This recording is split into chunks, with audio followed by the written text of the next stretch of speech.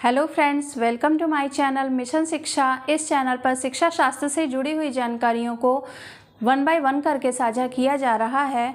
हम यहाँ पर एजुकेशनल टेक्नोलॉजी का सेक्शन लेकर चल रहे हैं। एजुकेशनल टेक्नोलॉजी यूजीसी नेट के एजुकेशन पेपर 2 में यूनिट 8 का पार्ट है, जिसमें हम आज हमारी तीसरी क्लास है और पहली क्लास में हमने इसमें इंट्रोडक्शन क्लास थी, जिसमें कॉन्सेप्ट ऑफ एजुकेशनल टेक्नोलॉजी की चर्चा हुई थी।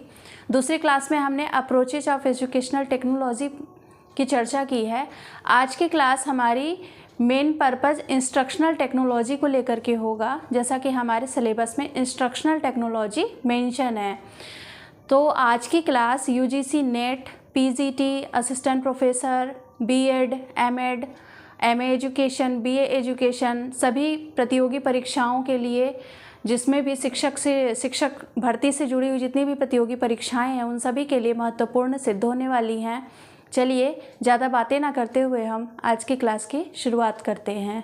तो सबसे पहले हम ये डिस्कस करेंगे कि इससे पहले जब हम एजुकेशनल टेक्नोलॉजी पढ़ रहे थे, तो एजुकेशनल टेक्नोलॉजी में उनकी विषय वस्तु की प्रकृति के अनुसार हम एजुकेशनल टेक्नोलॉजी के बहुत सारे स्वरूपों की चर्चा कर सकते हैं।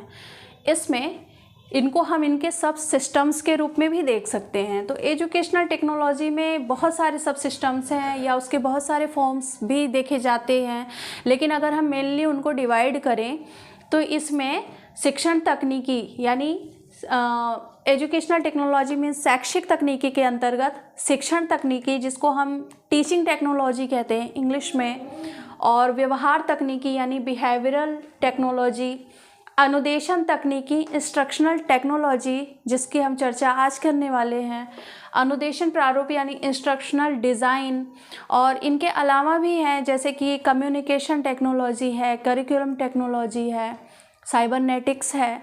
तो इस तरह करके इसमें बहुत सारे फॉर्म्स हैं, लेकिन आज में हम सबसे महत्वपूर्ण जो हमारे सिलेबस में मेंशन है इंस्ट्रक्शनल टेक्नोलॉजी, इसी की चर्चा आज हम करने वाले हैं। तो अगर हम इंस्ट्रक्शनल टेक्नोलॉजी यानी अनुदेशन तकनीकी की अगर हम बात करें, तो अनुदेशन तकनीकी में दो शब्द आते हैं, अनुदेशन और तकनीकी। तो तकनीकी, जैसा कि हम हमेशा पहले से भी डिस्कस करते आए हैं कि कोई भी ज्ञान है, कोई भी जिसको हम दैनिक जीवन में वैज्ञानिक आविष्कार, वैज्ञानिक ज्ञान के सिद्धांतों का अगर हम दैनिक जीवन में प्रयोग करते हैं तो उसे ही हम तकनीकी कहते हैं। यहाँ पर जो अनुदेशन शब्द है, एक्चुअली अनुदेशन यानी इंस्ट्रक्शन कहने का मतलब है अनुदेश देना यानी कि सूचनाएं प्रदान करना। अनुदेशन का मतलब होता है सूचनाएं देना, सूचनाएं प्रदान करना। तो यहाँ हम कह सकते हैं कि अनुदेशन तकनीकी जो है वो क्या करती है कि सूचना प्रदान करने की ये एक तकनीकी है। जब भी कभी हम ज्ञान में विद्यार्थियों को सूचना प्रदान करने का कार्य करेंगे, तो उसके लिए जो भी तकनीकी हम इस्तेमाल करते हैं वही अनुदेशन तकनीकी है।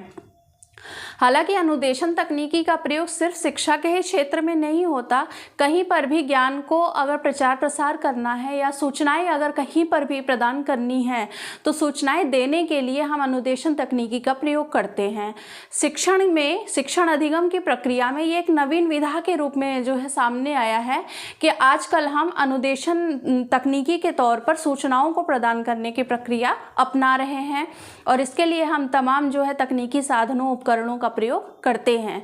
अगर हम अनुदेशन तकनीकी शब्द को देखें तो अनुदेशन तकनीकी, इसमें इनके प्रतिपादक वर्गों में सबसे पहले बीएफ स्किनर का नाम आता है, क्योंकि आपने सुना है कि प्रोग्राम्ड लर्निंग जिसको कहते हैं कि उसके प्रतिपादक बीएफ स्किनर हैं, और इन्होंने ही इंस्ट्रक्शनल टेक्नोलॉजी जैसी बात रखी है सबसे पहले। और स्किनर के अलावा ब्रूनर हैं और डेविड ऑसुबेल, रॉबर्ट ग्लेसर, ये भी कुछ ऐसे नाम हैं जो इंस्ट्रक्शनल टेक्नोलॉजी के क्षेत्र में जिन्होंने महत्वपूर्ण कार्य किए हुए हैं।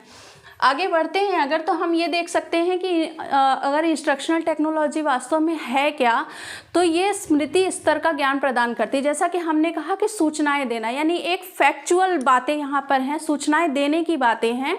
तो सूचनाएं देने का कार्य और सूचनाओं को ग्रहण करने का कार्य वो स्मृति स्तर पर होता है।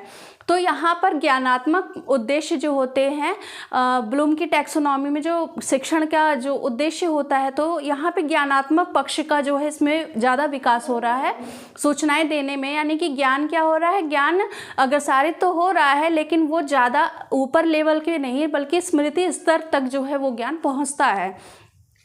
तो यहाँ पे क्या है, सूचनाएं देना जो है वो ज्ञानात्मक पक्ष का यहाँ पे विकास हो रहा है इंस्ट्रक्शनल टेक्नोलॉजी के माध्यम से, और यह स्मृति स्तर का शिक्षण अधिगम है। साथ में यहाँ पर अगर हम टीचर की बात करें कि इंस्ट्रक्शनल टेक्नोलॉजी में क्या टीचर की ज़रूरत है, तो जैसा कि मैंने पहले भी कहा कि ज़रूरी नहीं है कि हम इंस्ट्रक्शन सिर्फ और सिर्फ शिक्षार्थियों को दे रहे, स्टूडेंट्स को दे रहे हैं। तो अनुदेशन यानी सूचनाएं तो हम किसी को भी प्रदान कर सकते हैं और अपने विद्यार्थियों को भी कर सकते हैं। तो उसी तरीके से जिस तरह यह सिर्फ शिक्षा के लिए ज़रूरी नहीं है, ऐसे ही सिर्फ शिक्षक ही अनुदेशन देने का कार्य करेगा, इंस्ट्रक्शन देने का कार्य करेगा, ये भी ज़रूरी नहीं है। शिक्षक भी हो सकता है एक इंस्ट्रक्टर के रूप में, या कोई अन्य व्यक्ति भी हो सकता है, या फिर कोई और युक्ति भी हो सकती है, कोई मशीन भी हो सकती है जो किसी भी क्षेत्र में अनुदेशन देने का कार्य कर रही होगी। जैसे अगर हम कंप्यूटर ही ले लें तो कंप्यूटर के माध्यम से अगर हम अनुदेशन प्राप्त करते हैं तो इसे हम कंप्यूटर सहायक अनुदेशन, जो कि आजकल एक नवीन विधा में है CAI, जिसको हम आगे की कक्षाओं में इसकी चर्चा भी करने वाले हैं। तो ये कंप्यूटर के माध्यम से यहाँ पे जो इंस्ट्रक्टर है वो क्या है, कंप्यूटर है। इसी तरीके से हम कोई भी मशीन लें, कोई भी मशीन हमें अनुदेश देने का कार्य कर सकती है। टेलीविज़न से अगर हम सूचनाएं प्राप्त करेंगे तो वहाँ पे इंस्ट्रक्टर की भूमिका में टेलीविज़न होगा, रेडियो भी हो सकता है, टेप रिकॉर्डर हो सकता है, टीचिंग मशीन भी एक अनुदेशन का कार्य करती है। तो हम देख रहे हैं कि अनुदेशन का कार्य करने में सिर्फ और सिर्फ शिक्षक ही होना ज़रूरी नहीं है, और यदि इस प्रक्रिया में शिक्षक होता भी है तो शिक्षक का रोल जो है यहाँ पर क्या होता है, सेकेंडरी लेवल का होता है, और शिक्षक मात्र एक सहायक के रूप में होता है।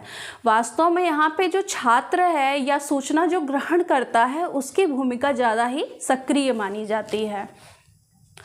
हम यहाँ पर अनुदेशन तकनीकी के बारे में अगर और बात करें तो रॉबर्ट ए कॉक्स ने इसको subordinate term of educational technology कहा है।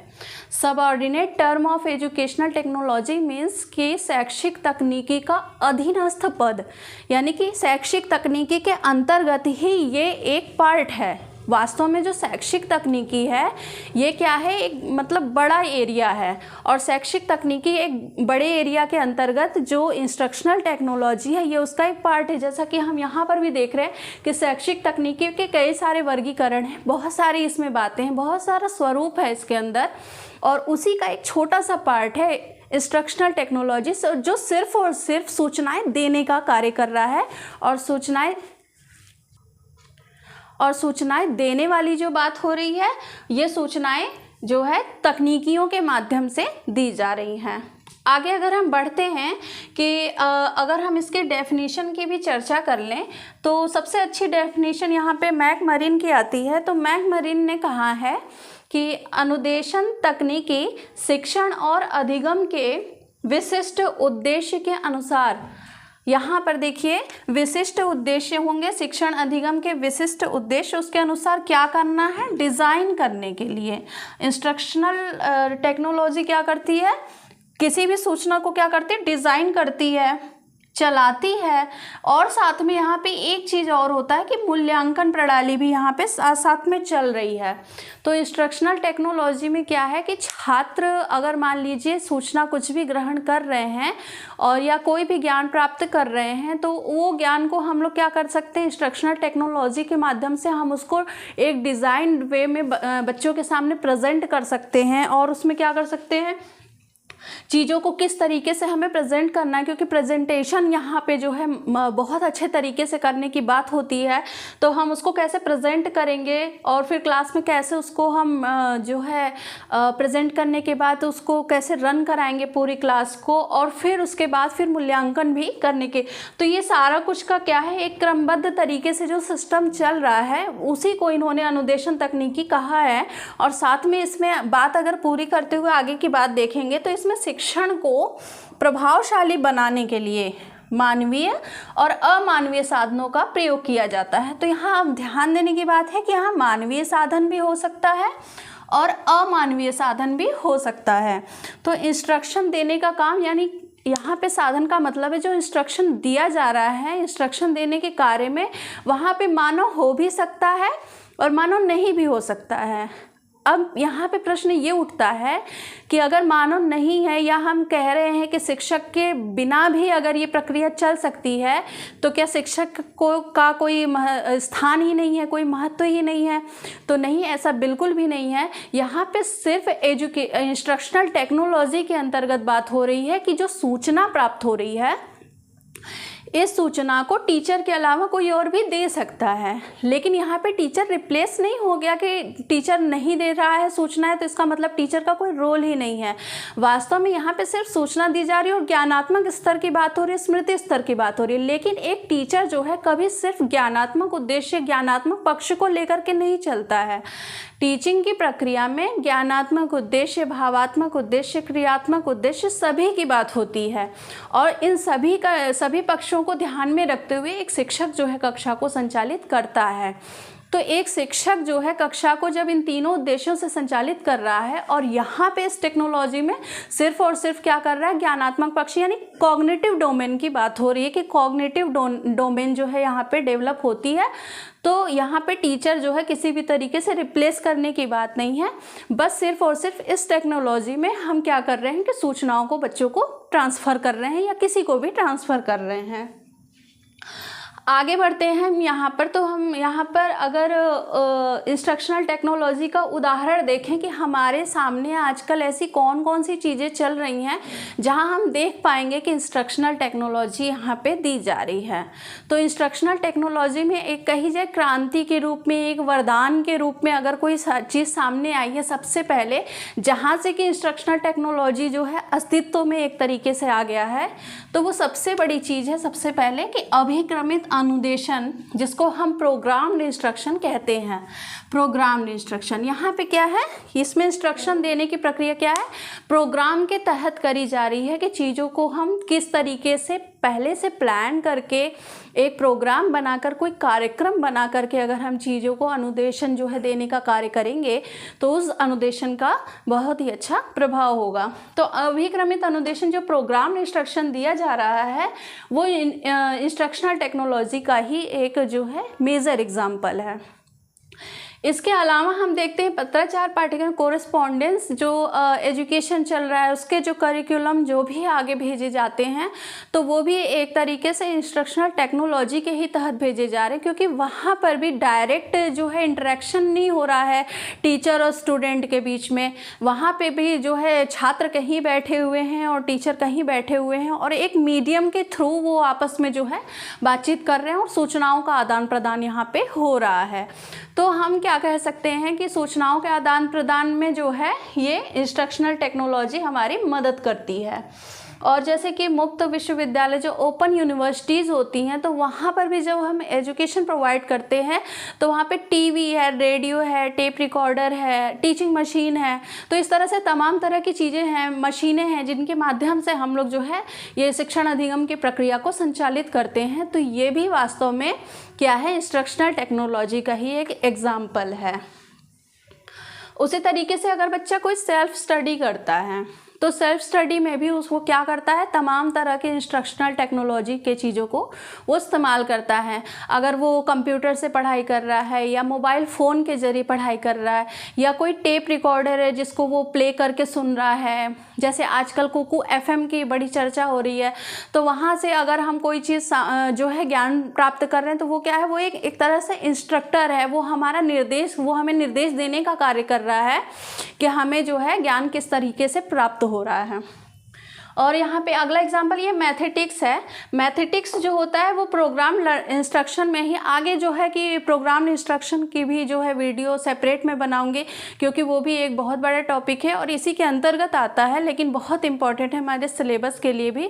और जैसा कि मैंने नेट का एग्ज़ाम मैं भी काफ़ी सालों से इसमें बैठ रही हूँ और 3 बार मैंने नेट क्वालिफाइड कर रखा है, तो इसमें जब भी मैंने देखा है कि अक्सर जो है एग्ज़ाम में क्या होता है कि प्रोग्राम इंस्ट्रक्शनल टेक्नोलॉजी, इस तरह के ये एजुकेशनल टेक्नोलॉजी से जुड़े हुए क्वेश्चंस बहुत आते हैं और जो कि हमें बहुत ज़्यादा भ्रमित करने का कार्य करते हैं।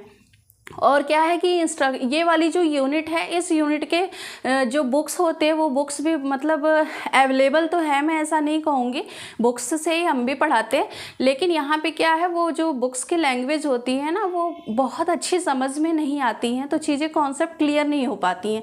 इसी वजह से जो है मैं यहाँ पर आगे इसको इंस्ट्रक्शनल टेक्नोलॉजी में ही आगे प्रोग्राम जो इंस्ट्रक्शन है उसको भी आगे वीडियो में लेकर के आऊँगी, इसमें नहीं लेकिन सेपरेट वीडियो में। तो मैथेटिक्स होता है वो भी क्या है, एक तरीके का प्रोग्राम इंस्ट्रक्शन ही है, ये इसको हम लोग साइंस ऑफ लर्निंग बोलते हैं, यानी अधिगम का विज्ञान। तो इसकी भी हम चर्चा कर लेंगे आगे। तो अब हम आगे बढ़ते हैं और अब देखेंगे कि इसके एजम्पशंस क्या हैं, कि इंस्ट्रक्शनल टेक्नोलॉजी किस तरह की चीज़ों को मानता है, किन चीज़ों पर वो विश्वास करता है, क्या उसकी विशेषताएं हैं। चलिए अब हम आगे इसकी चर्चा करेंगे। तो आगे बढ़ते हुए हम ये इंस्ट्रक्शनल टेक्नोलॉजी की मान्यता यानी एजम्पशंस और इसके कैरेक्टरिस्टिक्स पर चर्चा करेंगे। तो एजम्पशंस का मतलब होता है, एजम्पशंस का मतलब होता है मान्यता, अवधारणा। कहने का मतलब अगर हम इंस्ट्रक्शनल टेक्नोलॉजी की बात करें तो इंस्ट्रक्शनल टेक्नोलॉजी में वो क्या क्या बातों को मान्यता प्रदान करते हैं। तो इंस्ट्रक्शनल टेक्नोलॉजी ये मान के चलता है कि सूचनाएं प्रदान करना ये संभव है। तो इंस्ट्रक्शनल टेक्नोलॉजी की मान्यता है कि सूचना प्रदान करना, क्यों देखो आप इसके नाम में ही यही है कि ये अनुदेशन यानी कि सूचना जो है प्रदान कर रहा है। तो ये मान के चल रहा है कि सूचना प्रदान किया जा सकता है और सूचना प्रदान करना चाहिए। और साथ में यहाँ पे इसकी ये मान्यता है कि हम कोई भी सूचना अगर प्रदान कर रहे हैं या किसी भी कंटेंट को अगर हम आगे बढ़ाने का काम कर रहे हैं तो हम उसे क्या कर सकते हैं, उसके प्रस्तुतिकरण को रोचक बनाने के लिए हम उसे छोटे छोटे भागों में बांट सकते हैं और उसका एक लॉजिकल सीक्वेंस में उसको लगा करके हम अगर प्रोवाइड करें, अगर हम प्रेजेंटेशन दें तो वो चीज़ें ज़्यादा ही इफ़ेक्टिव होती हैं। तो वास्तव में जो इंस्ट्रक्शनल टेक्नोलॉजी है वो क्या करती है, प्रोग्राम इंस्ट्रक्शन के तहत ये किसी भी सूचना को क्या करती है, छोटे छोटे टुकड़ों में बांट करके और फिर उसको एक लॉजिकल ऑर्डर में, एक लॉजिकल सीक्वेंस में इसको जो है सिस्टमेटिक तरीके से रखती है और उसके बाद फिर इससे जो है बच्चों को इसको प्रोवाइड कराया जाता है। और इसमें भी प्रोवाइड कराने के लिए इसको क्या हम कर सकते हैं कि स्वतंत्र रूप से अलग अलग तरीके से हम इसको प्रोवाइड करा सकते हैं एक सीक्वेंस में। तो इससे क्या बेनिफिट होता है कि जो लर्नर है या जिसको भी हम इंफॉर्मेशन दे रहे हैं वो अपने ज़रूरत के अकॉर्डिंग, अपनी योग्यता क्षमता के अकॉर्डिंग और अपनी गति के हिसाब से वो चीज़ों को ग्रहण कर सकता है। अगर हम चीज़ों को एक साथ प्रोवाइड कराने की कोशिश करें तो हो सकता है बहुत सारी चीज़ें बच्चे की गति से मैच ना करें और वो उन चीज़ों को मिसमैच कर जाए, या ऐसा भी हो सकता है कि उसकी आवश्यकता जो है आज किसी चीज़ को वो जानता है या किसी चीज़ को नहीं जानता है, तो उसे जिस चीज़ की आवश्यकता हो वह उसी चीज़ को जाने। तो यहाँ पर क्या है, स्वतंत्र और लॉजिक सीक्वेंस में इसको जो है हम लोग प्रेजेंट करें और तब इस तरीके से अगर प्रेजेंट करते हैं तो जो कंटेंट बन कर के आता है वो उसके अंदर तारतम्यता बनी होती है, क्योंकि हमें ये पता है कि क्या चीज़ें जो है प्रोवाइड करनी चाहिए पहले नंबर पे, उसके बाद फिर हम दूसरे स्टेप पर हम क्या चीज़ें जो है इन्फॉर्मेशन देंगे, फिर तीसरे नंबर पे हम क्या इन्फॉर्मेशन देंगे। तो ये क्या है, एक सीक्वेंस से चीज़ें चली आ रही हैं। कोई भी पाठ अगर हम पढ़ाते हैं तो बच्चे को अगर हम सीक्वेंस से नहीं पढ़ाते हैं तो भी जो है बच्चे को उस चीज़ के लिए जो कहते हैं कॉन्सेप्ट जो है वो विज़न उसका क्लियर नहीं हो पाता है। तो सीक्वेंस से, एक ऑर्डर से जो है अगर हम चीज़ों को प्रोवाइड कराएं तो उससे जो है शिक्षण जो है काफ़ी प्रभावशाली होता है। तो वही काम यहाँ पर सूचना देने के लिए भी हो रहा है कि सूचना को अगर हमें प्रभावशाली तरीके से देना है, क्योंकि यहाँ पे क्या है, प्रेजेंटेशन पे फोकस किया जा रहा है कि आपको प्रस्तुतिकरण अच्छा देना। तो प्रस्तुतिकरण अच्छा देने के लिए ये क्या कर रहा है, एक सीक्वेंस बना करके चीज़ों को दे रहा है छोटे छोटे टुकड़ों में बांट करके। साथ में यहाँ पर इंस्ट्रक्शनल टेक्नोलॉजी की ये मान्यता है कि अगर हम इस वे में प्रेजेंटेशन देंगे तो इससे क्या होती है, सीखने की बाह्य परिस्थितियाँ जो होती हैं वो निर्मित होती हैं, एक्टिव हो जाती हैं और बच्चे को जो है सीखने में इंटरेस्ट आएगा। और जब किसी भी काम को इंटरेस्ट वे में किया जाएगा तो वो काम ज़रूर ही इफ़ेक्टिव होने वाला है। साथ में हम आगे देखेंगे कि इंस्ट्रक्शनल टेक्नोलॉजी ये मानता है कि मानवीय विकास यानी मानव के विकास के लिए पृष्ठपोषण बहुत ज़रूरी है, फीडबैक बहुत ज़रूरी है। इसको हम लोग संप्रेषण नियंत्रण भी कहते हैं, पृष्ठपोषण नियंत्रण, साइबरनेटिक्स यहाँ पर एक टर्म्स यूज होता है, आगे इसकी चर्चा भी की जाएगी। तो साइबरनेटिक्स के अंतर्गत क्या करते हैं, हम चीज़ों को जो भी संप्रेषण किया जा रहा है तो या कोई भी चीज़ है अगर हम उसका मूल्यांकन कर रहे हैं तो उस पर फीडबैक प्रोवाइड करने का ये काम करता है।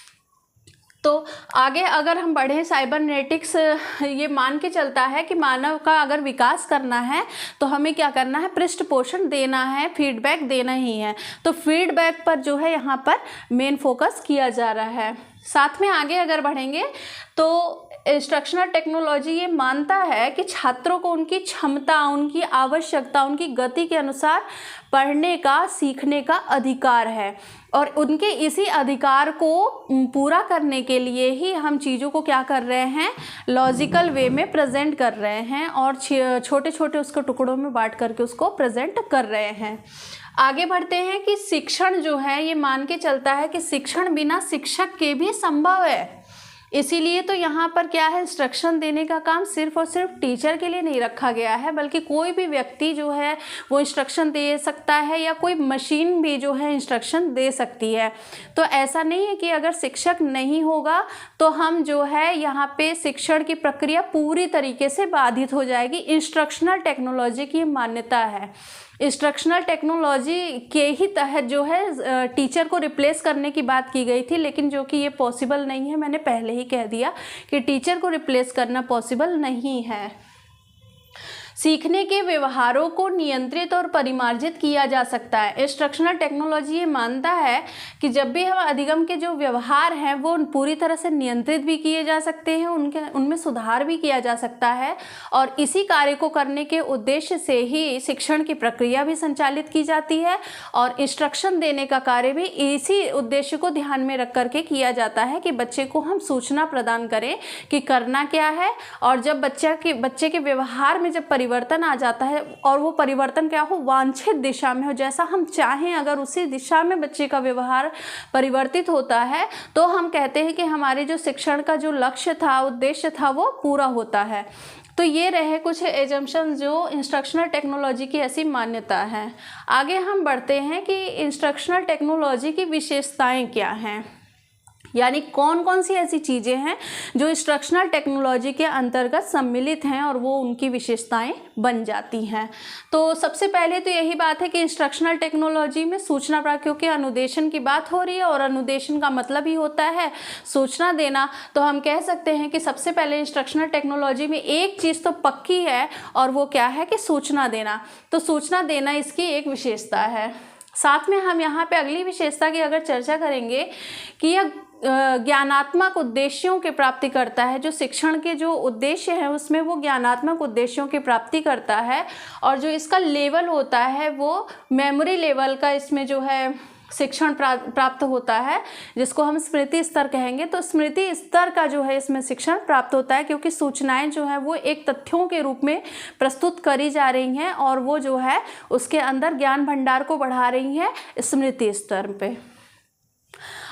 आगे बढ़ते हैं कि शिक्षक छात्र के मध्य यहाँ पर सीधी अंतरक्रिया नहीं हो रही है। ये भी जो है इंस्ट्रक्शनल टेक्नोलॉजी की एक विशेषता है कि यहाँ पे जो टीचर और स्टूडेंट है उनके बीच में कोई भी डायरेक्ट इंटरेक्शन होना जो है कि ज़रूरी नहीं है।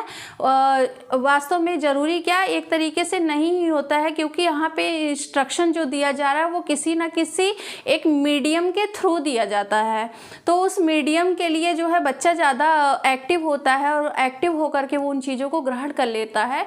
तो टीचर का काम केवल इंस्ट्रक्शन देने का वो यहाँ तक रहेगा कि हाँ वो उसको बच्चे को रास्ता बता देगा कि हाँ इस रास्ते पर इस तरीके से चलना है।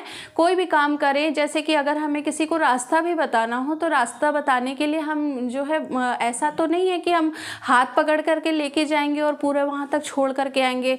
तो उसके लिए क्या किया जाता है, एक इंस्ट्रक्शन ही दिया जाता है। तो उस वही रोल एक तरीके से टीचर का होता है यहाँ पे इंस्ट्रक्शनल टेक्नोलॉजी में, कि टीचर क्या करेगा, इनडायरेक्टली बस क्या करेगा कि इंस्ट्रक्शन को कैसे प्राप्त किया जा सकता है उसको बता देगा।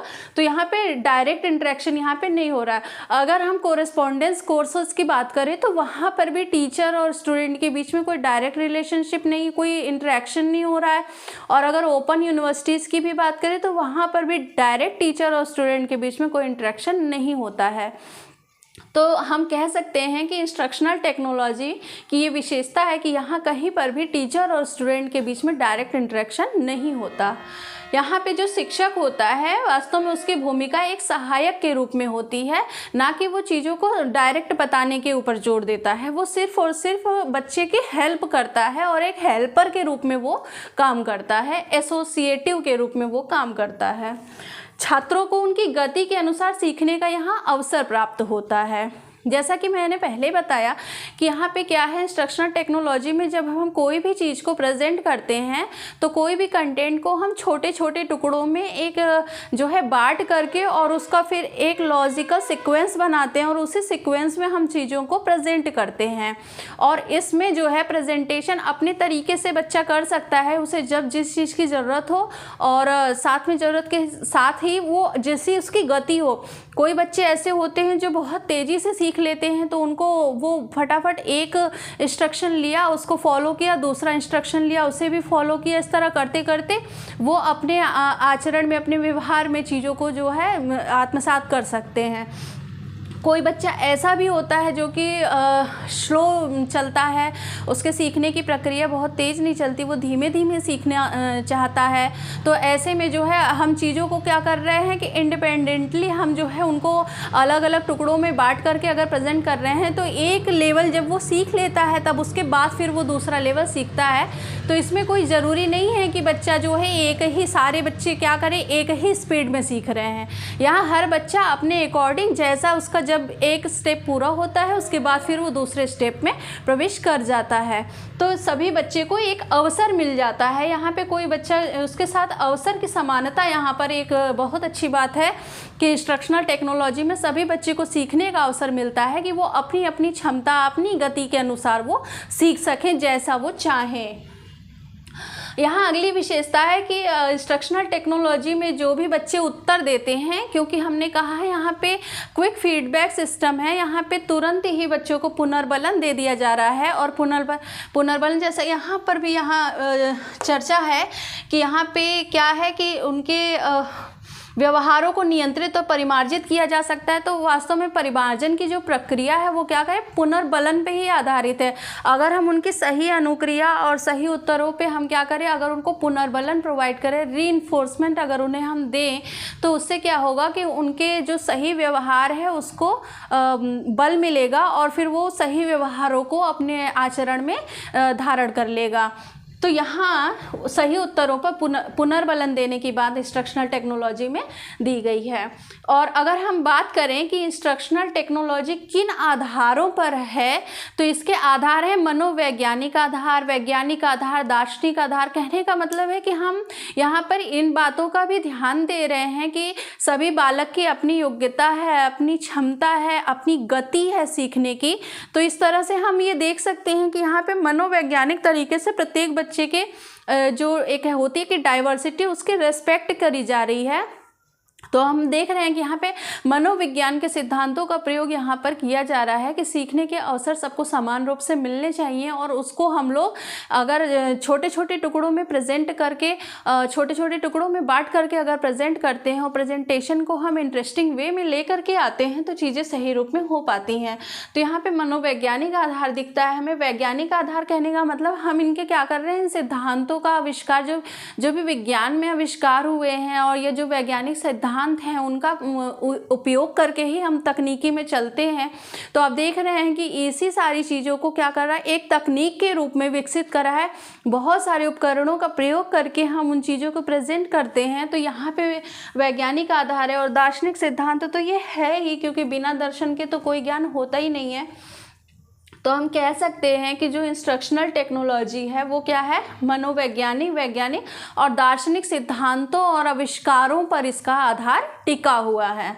आगे अगर बढ़ें कि विषय विश्लेषण यहाँ पर होता है। देखिए यहाँ पे क्या है, विषय विश्लेषण। कोई भी कंटेंट है, कोई भी चीज़ अगर प्रोवाइड करानी है हमें, तो हम क्या करते हैं, हम उसके एनालिसिस करते हैं, उसका विश्लेषण करते हैं।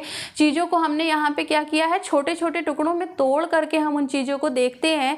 कोई भी पाठ शुरू करना है, जैसे कि मैं एक एग्जांपल देती हूँ कि अगर हमें जैसे कि बच्चे को क्या करना है, वर्णमाला सिखानी है, तो वर्णमाला सिखाने के जैसे मान लो इंग्लिश अल्फ़ाबेट सिखाना है, तो हम बच्चे को ए फॉर एप्पल से शुरू करके फिर जेड फॉर जेब्रा पर लेकर के जाते हैं। तो आप देखो यहाँ पे क्या करते हैं कि एक एक करके सिस्टमैटिक तरीके से इसको बच्चे के सामने प्रेजेंट करते हैं। जब ए अच्छी तरह से बच्चा सीख जाता है, तब हम उसको बी पर लेकर जाते हैं, फिर बी को वो सीख लेता है, तो फिर जो है हम सी पर लेकर के जाते हैं। और यहाँ पे फीडबैक भी चलता रहता है। और साथ में क्या करता है, उत्तरों, ये जो पाठ को पढ़ाया जाता है, तो बीच बीच में क्या कर लेते हैं, हम वहीं के वहीं मूल्यांकन भी कर लेते हैं, और जो पुरानी चीज़ें बच्चा भूल नहीं जाए तो हम उसको रिपीट भी कर लेते हैं। तो ये जो सीक्वेंस, जो हम ये ऑर्डर जो फॉलो कर रहे हैं, वास्तव में ये क्या है, इंस्ट्रक्शनल टेक्नोलॉजी के तहत ही ये सारे ऑर्डर यहाँ पे बनाए गए हैं, और इसी की वजह से तारतम्यता बनी रहती है। और बच्चों का जो यहाँ पे चीज़ों को धारण करने वाली बात है, वो बच्चा जो है उसको समझ करके धारण कर पाता है, क्योंकि उस सीक्वेंस में चीज़ें प्रेजेंट करी जाती हैं। तो हम क्या करते हैं, हम यहाँ पे विषय को विश्लेषित करते हैं, एनालिसिस करते हैं, उसको छोटे छोटे टुकड़ों में तोड़ करके किसी भी प्रकरण को, किसी भी टॉपिक को, तो हम क्या कर सकते हैं, उसमें टॉपिक में तारतम्यता बना सकते हैं। और यहाँ पे इसकी अगली विशेषता ये है कि जैसा कि यहाँ पे पहले से ही इंस्ट्रक्शनल टेक्नोलॉजी की मान्यता है कि हम शिक्षण को बिना शिक्षक के ही प्रदान कर सकते हैं। तो यहाँ पे वही इसकी विशेषता बन जाती है कि यहाँ शिक्षकों के अभाव में भी शिक्षण प्रक्रिया जारी होती है। तो ऐसी मान्यता इंस्ट्रक्शनल टेक्नोलॉजी की है कि हाँ, टीचर कोई बहुत ज़रूरी चीज़ नहीं है जो टीचिंग करने के लिए टीचर ही ज़रूरी हो, टीचिंग हम अदर चीज़ों से भी दे सकते हैं। ऐसी मान्यता मेरी नहीं है, इंस्ट्रक्शनल टेक्नोलॉजी की मान्यता है। तो इंस्ट्रक्शनल टेक्नोलॉजी की मान्यता के अनुसार ही उसकी विशेषता भी ये निकल करके आती है कि शिक्षक अगर नहीं भी हों, शिक्षकों के अभाव में भी शिक्षण प्रक्रिया जारी रह सकती है। तो हाँ, क्लासरूम में भी अगर हम जो है कि देख सकते हैं कि अगर हम बच्चों को कंप्यूटर के माध्यम से मान लीजिए इंस्ट्रक्शन कुछ भी दे रहे हैं, तो वो इंस्ट्रक्शन जब तक वो बच्चे कंप्यूटर में अपने इंटरेक्ट कर रहे हैं, तब तक डायरेक्ट टीचर और स्टूडेंट के बीच में कोई इंटरेक्शन नहीं हो रहा है। तो यहाँ पे अगर टीचर उस टाइम थोड़ी देर के लिए वहाँ से हट भी जाता है, तो ऐसा नहीं है कि वहाँ पे क्लास पूरी तरह से वहाँ पे बंद कर दी जाएगी और यह क्लास आगे संचालित नहीं हो पाएगी। तो यहाँ पे ये मानना है इनका कि शिक्षकों के अभाव में भी शिक्षा प्रक्रिया जो है वो जारी रखी जा सकती है। और आगे बढ़ते हैं तो यहाँ पे क्या है, त्वरित मूल्यांकन होता है। तो त्वरित मूल्यांकन की सुविधा होने से यहाँ पे क्या है, फीडबैक भी जो है तुरंत मिल जाता है। तो बच्चों को अपना जो भी सूचना उसको प्रदान करी जा रही है, तो वो यहाँ पे तुरंत पता चल जाता है कि हाँ, बच्चे ने जो कुछ भी अपने मेमोरी में ली है वो चीज़ सही है या गलत है। या अगर इसी लेवल से मान लीजिए कोई क्वेश्चन भी है, अगर उस क्वेश्चन में कोई भी आंसर है, फैक्चुअल चीज़ें हैं, तो हम लोग क्या करते हैं, उसको फीडबैक दे सकते हैं कि हाँ, तुमने सही बताया या गलत बताया।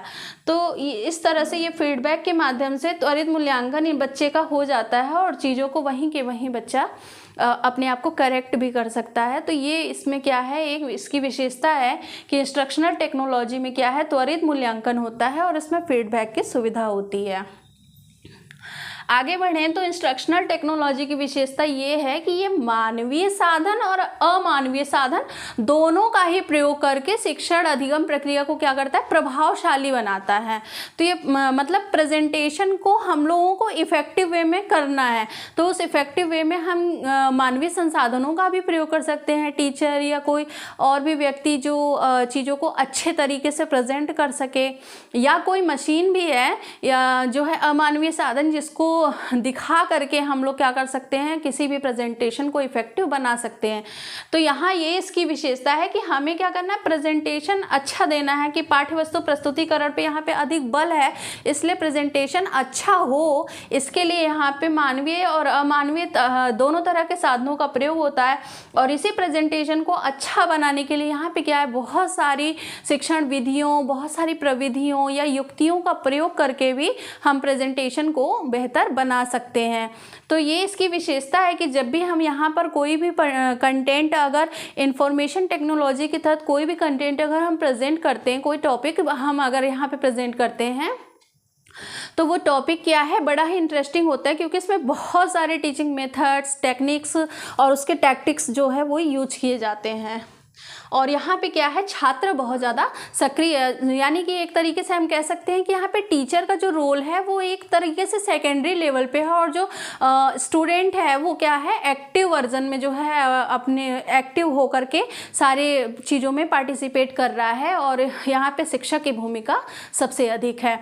तो यही जो है क्या है, इसकी विशेषताएं हैं इंस्ट्रक्शनल टेक्नोलॉजी की, जो उसे क्या करती हैं, अन्य टेक्नोलॉजी से अलग करती हैं। अब अगर हम टीचिंग टेक्नोलॉजी की बात करें तो टीचिंग टेक्नोलॉजी में क्या है कि हम चीज़ों को कैसे बेहतर तरीके से पढ़ा सकते हैं उसकी बात होती है। वहीं इंस्ट्रक्शनल टेक्नोलॉजी में हम बेहतर तरीके से सूचना कैसे दे सकते हैं उसकी बात होती है। तो आगे जो कि जैसा कि मैंने बताया था पहले ही उसमें कि एजुकेशनल टेक्नोलॉजी में कई सारे उसमें फॉर्म्स हैं, तो जो भी इम्पॉर्टेंट है जैसे कि टीचिंग टेक्नोलॉजी है, बिहेवियरल टेक्नोलॉजी है, इसे भी हमारे एजुकेशन में काफ़ी इसका रोल है। और क्वेश्चंस नेट के लेवल पे मैंने बहुत बार देखे हैं कि हाँ क्वेश्चन आ रहे हैं इससे, तो उसे भी लेकर के मैं आगे क्लास दूंगी। लेकिन आज का क्योंकि हमारा टॉपिक इंस्ट्रक्शनल टेक्नोलॉजी था तो मैंने आज इसी को ही कवर किया है, और जब तक इंस्ट्रक्शनल टेक्नोलॉजी पूरा कवर नहीं हो जाता हम इसी को ही आगे जो है कंटिन्यू करेंगे। तो ये तो अभी इसकी मान्यता और इसकी विशेषताएं हो गई।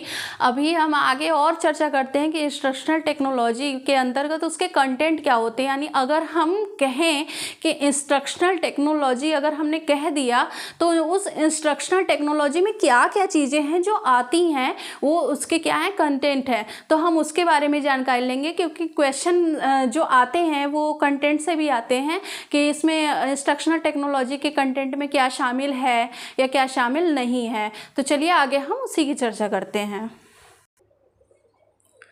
तो इंस्ट्रक्शनल टेक्नोलॉजी के अंदर क्या क्या कंटेंट हैं अगर हम उसे देखें तो इंस्ट्रक्शनल टेक्नोलॉजी अगर हम पढ़ रहे हैं तो इंस्ट्रक्शनल टेक्नोलॉजी में सबसे पहले क्या करना पड़ेगा, यानी अनुदेशन तकनीकी का अर्थ और स्वरूप, यानी इंस्ट्रक्शनल टेक्नोलॉजी की मीनिंग और फॉर्म्स उसके जो है क्या उसका स्वरूप है, हमें ये पढ़ना पड़ेगा कि इसके कंटेंट में ये सारी चीज़ें आती हैं कि अनुदेशन तकनीकी का अर्थ क्या है, उसका स्वरूप क्या है। तो अनुदेशन तकनीकी का अर्थ जैसा कि हमने पहले भी डिस्कस कर लिया है पहले वाली क्लास में लेक्चर 1 में, और इसका स्वरूप जो है वो आगे है यहाँ पे कि अनुदेशन तकनीकी के जो स्वरूप हैं उसमें सबसे पहले तो वही है प्रोग्राम्ड इंस्ट्रक्शन आता है, यानी अभिक्रमित अनुदेशन, और कक्षागत अंतःक्रिया विश्लेषण के क्लासरूम में इंटरेक्शन के एनालिसिस जो है ये भी इसका जो है एक फॉर्म है। और निर्देशन तकनीकी सिद्धांत यानी निर्देशन यानी कि अनुदेशन तकनीकी सिद्धांत instructional technology principle and educational medium शैक्षिक माध्यम, यानी कि किन माध्यमों से जो है हम शिक्षा प्रदान करेंगे, जैसे कि यहाँ इसी में जो है ये CAI से हम पढ़ा रहे हैं या कोरेस्पॉन्डेंस कोर्सेज हैं, तो ये क्या है कि हम किस मीडियम से जो है एजुकेशन प्रोवाइड कर रहे हैं। साथ में इसमें निर्देशन और पाठ्यचर्या के क्या सिद्धांत हैं ये भी हमें जो है इंस्ट्रक्शनल टेक्नोलॉजी में हम पढ़ते हैं। तो अभी हमने यहाँ पे जो कुछ भी पढ़ लिया है, लेकिन आगे अभी हम और बहुत कुछ इसमें पढ़ने वाले हैं। तो इसके कंटेंट में आगे है अभिक्रमित अनुदेशन के उत्पत्ति और विकास से ये कैसे हुआ है, ये भी इसके कंटेंट में आता है।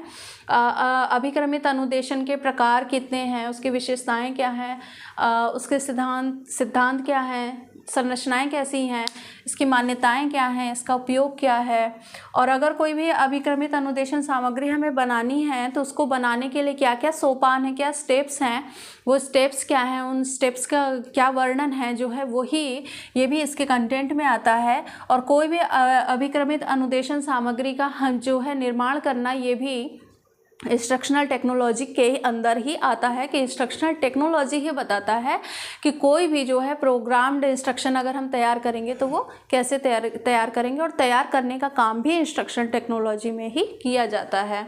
और इंस्ट्रक्शनल टेक्नोलॉजी में क्या क्या शोध किए जा रहे हैं, क्या प्रयोग हो रहे हैं, क्या क्या नवीन विचारधाराएँ इसमें जन्म ले रही हैं, ये वाला क्षेत्र भी इंस्ट्रक्शनल टेक्नोलॉजी में ही आता है। कि अगर इंस्ट्रक्शनल टेक्नोलॉजी की हम बात करें तो ये यहाँ कंटेंट पढ़ने का ये मतलब है कि अगर हमने इंस्ट्रक्शनल टेक्नोलॉजी कह दी है तो इंस्ट्रक्शनल टेक्नोलॉजी में क्या क्या चीज़ें हैं जो उसके अंदर समाहित होती हैं। आगे अगर हम बात करें यहाँ पर कि ये क्वेश्चन इसमें किस तरीके से पूछा जाता है।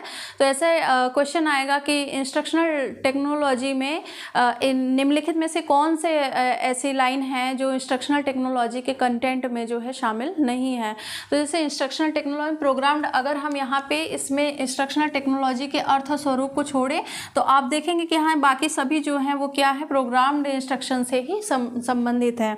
तो अगर प्रोग्राम्ड इंस्ट्रक्शन की कहीं भी बात आए तो हम सीधे कह सकते हैं कि ये क्या है, इंस्ट्रक्शनल टेक्नोलॉजी में ही सम्मिलित हैं। आगे हम देखेंगे कि इंस्ट्रक्शनल अनुदेशन तकनीकी के सोपान, स्टेप्स ऑफ इंस्ट्रक्शनल टेक्नोलॉजी, कि अगर हम इंस्ट्रक्शन टेक्नोलॉजी का यूज कर रहे हैं तो उसमें क्या क्या स्टेप लेकर के हम कोई काम करेंगे। तो आगे बढ़ते हैं कि यहाँ पे सबसे पहले अगर कोई भी हमें अनुदेशन सामग्री अगर तैयार करनी है तो उसमें कोई भी अनुदेशन अगर हमें देना है तो उसको देने का कुछ ना कुछ उद्देश्य होगा। तो अपने उद्देश्य के हिसाब से हम लोग क्या करते हैं, सबसे पहले विषय वस्तु जो है तैयार करते हैं। तो अनुदेशन सामग्री को हम सबसे पहले तैयार करते हैं, उसको चुनते हैं कि अनुदेशन सामग्री हमें कौन सी देनी है। तो सबसे पहला काम तो यही होगा कि अपने उद्देश्य के अनुसार हम किसी भी अनुदेशन यानी इंस्ट्रक्शन का चयन करेंगे। फिर चयन करने के बाद क्या करेंगे, तो उस चयन करने के बाद हमें उसको क्या है, प्रेजेंट करना होता है। तो प्रेजेंट करने के लिए हम क्या करेंगे, अलग अलग विधियां, प्रविधियां, युक्तियों के माध्यम से हम सामग्री को बहुत सारे श्रव्य दृश्य साधनों के माध्यम से हम क्या करेंगे, सूचनाओं को प्रस्तुत करेंगे लोगों के बीच में, अपने विद्यार्थियों के बीच में। पहले हमने क्या है, पहले ये डिसाइड करा कि हमें सूचना देनी क्या है और उसके बाद फिर हमने उस सूचना को दे दिया। तो ये दूसरा स्टेप हो जाता है। फिर तीसरा स्टेप है मूल्यांकन, कि हम जो है, हमने जो भी सूचना प्रदान करी है अब हम उसका मूल्यांकन करेंगे कि वो सूचना कहाँ तक पहुँची है और विद्यार्थियों के बीच में उसका क्या इम्पैक्ट पड़ा है। तो हम इसका मूल्यांकन करेंगे और मूल्यांकन में जो है, क्योंकि इसमें क्या है, त्वरित मूल्यांकन और फीडबैक की सुविधा है, तो फीडबैक में उसमें क्या है, मूल्यांकन करते हैं तो छात्र कहाँ तक रीच कर पाए हैं और फिर उसमें क्या सुधार करने हैं कि वो व्यवहार के परिमार्जन किया जा सकता है। ऐसी मान्यता लेकर के इंस्ट्रक्शनल टेक्नोलॉजी चलता है। तो व्यवहार को परिमार्जित करने के लिए क्या सुधार हैं, वो सुधार के सुझाव भी जो है हम लोग प्रस्तुत करेंगे। ये इसका लास्ट स्टेप होता है। तो हम देखते हैं कि इंस्ट्रक्शनल टेक्नोलॉजी अगर हम उसके तहत कोई काम करते हैं तो काम के हमेशा 4 चरण होंगे कि पहले तो हम सूचनाओं को तैयार करेंगे, फिर हम सूचनाओं को प्रस्तुत करेंगे। प्रस्तुत करने के लिए हम तमाम तरह की विधियों, प्रविधियों और युक्तियों का प्रयोग करते हैं और सूचना को प्रस्तुत करने के बाद हम उस सूचना का फिर मूल्यांकन करेंगे। मूल्यांकन करने के बाद फिर उसमें सुधार के हम क्या कर सकते हैं, सुझाव देंगे। तो ये जो है इसके स्टेप हो गए। तो आई थिंक आपको ये वीडियो के माध्यम से आज की इंस्ट्रक्शनल टेक्नोलॉजी का जो यह प्रकरण है आपको समझ में आया होगा। आज की जो क्लास है वो कई मायनों में बहुत ही ज़्यादा महत्वपूर्ण सिद्ध होने वाली है। और इतना ही नहीं बल्कि ये ICT का भी एक पार्ट है, ET जो है, तो इसमें भी ये काफ़ी हेल्पफुल होने वाली है। तो मुझे ऐसा लगता है कि आज की क्लास आपके लिए हेल्पफुल होगी। अगर आपके लिए आज की क्लास हेल्पफुल हुई तो क्लास को लाइक कीजिएगा, शेयर कीजिएगा, हमारे चैनल को सब्सक्राइब कीजिएगा और अपने अनुभवों को कमेंट के माध्यम से शेयर कीजिएगा। अगर आपको क्लास हमारी हेल्पफुल लगती है या अगर इसमें कुछ भी रह गया हो और आपको अगर किसी और भी चीज़ की डिमांड हो तो प्लीज़ कमेंट के माध्यम से हमें बताएं और अपनी बातों को हम तक रखें। और अपनी कोई भी आपके जो है क्वेरीज़ हों उसको भी ज़रूर साझा किया करें। और अगर हमारी क्लास आपको कैसी लगती है उसके लिए भी हमें बता करके मोटिवेट ज़रूर करें। Thank you.